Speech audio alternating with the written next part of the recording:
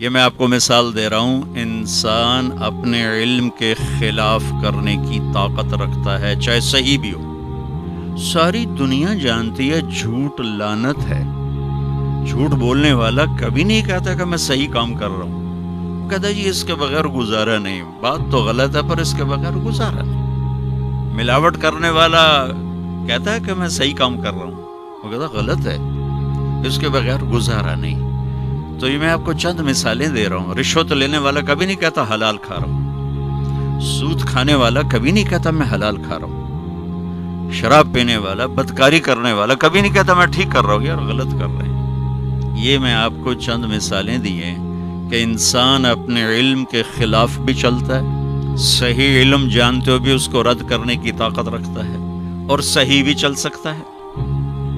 فَأَلْهَمَهَا فُجُورَهَا وَتَقْوَاهَا کہ میرے بندے تیرے اندر دو چپ لگائی ہیں، ایک غلط کو قبول کرتے، ایک صحیح کو قبول کرتے۔ تو چاہے تو صحیح بھی چل سکتا ہے، تو چاہے تو غلط بھی چل سکتا ہے۔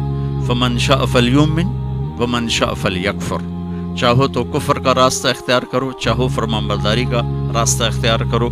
اِنَّا هَدَيْنَاهُ السَّبِيلَ إِمَّا شَاكِرًا وَإِمَّا كَفُورًا ہم نے تیرے سامنے راستے کھول دی ہیں، یہ صحیح راستہ ہے، یہ غلط راستہ ہے۔